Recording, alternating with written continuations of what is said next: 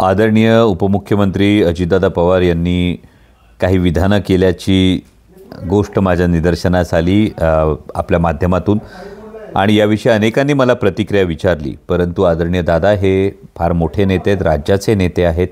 त्यांच्या मार्गदर्शनाखाली अनेक वर्ष काम केले आणि त्याचबरोबरीनं जेव्हा चांगलं काम केलं तेव्हा अजितदादांनीच पाठीवर शाबासकीची थाप दिलेली आहे। म्हणजे पहिल्याच टर्ममध्ये कोणती राजकीय पार्श्वभूमी नसताना पहिल्याच टर्ममध्ये 2 वेळा संसदरत्न पुरस्कार मिळाला तेव्हा दादांनी कौतुक केलं। जेव्हा देशभरातल्या पहिल्या टर्मच्या खासदारांमध्ये 3रा क्रमांक मिळवला तेव्हासुद्धा त्यांनी कौतुक केले। संसदेतली भाषणं असोत, नॅशनल हायवेच्या माध्यमातून जो निधी मंजूर करून आणला तो निधी मंजूर करणं असो, Pune Nashik semi high speed रेल्वेच्या कामाच्या संदर्भातला पाठपुरावा असो, इंद्रायणी मेडिसिटीसारखा प्रकल्प असो, छत्रपती संभाजी महाराजांच्या समाधीस्थळाच्या जीर्णोद्धारासारखा प्रकल्प असो, अशा अनेक प्रकल्पाच्या वेळी आदरणीय दादांनी प्रत्येक वेळी कौतुक केले, पाठराखण केली। आणि आज जर त्यांनीच विरोधात काही विधान केलं असेल तर लगेच त्यावर प्रतिक्रिया देण्याइतका मी मोठा नाही।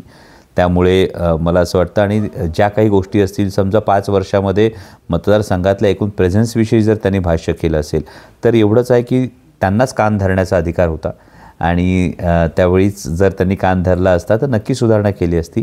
आता मी असं मानतो की त्यांनी हा कान धरलेला आहे आणि नक्कीच या पुढच्या काळामध्ये ही सुधारणा नक्की करेल। आणि आज दादांनी ही भूमिका बदललेली, त्यांनी राजकीय भूमिका ही जी दादांची बदललेली, त्यामुळे आदरणीय शरदचंद्रजी पवार साहेबांचा गट आणि अजितदादांचा गट यामध्ये जर शिरूर लोकसभा मतदारसंघाची लढत होणार असेल आणि आदरणीय दादा उमेदवार या संदर्भात देणार असतील तर हे राजकारण आहे, यामध्ये काही कुणाला गैर वाटण्याचं कारण नाही। मुळात मी स्वतः असं मानतो की निवडणूक हे केवळ एक माध्यम आहे आणि सत्ता हे केवळ एक साधन आहे। सत्ता हे अंतिम साध्य नाही।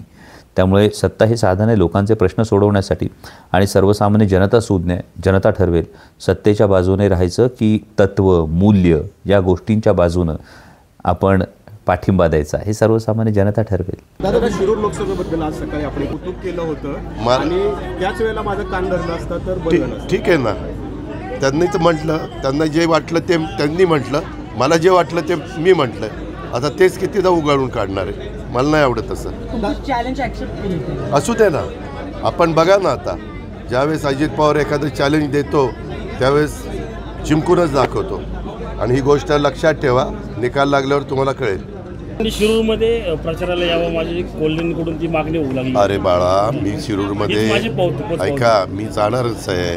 मी जुन्नरखेड, आंबेगाव, मावळ, मुळशी, भोर नाही सॉरी जुन्नरखेड, आंबेगाव, भोसरी, शिरूर आणि हडपसरला मी आज पण होतो, उद्याही सकाळी आहे।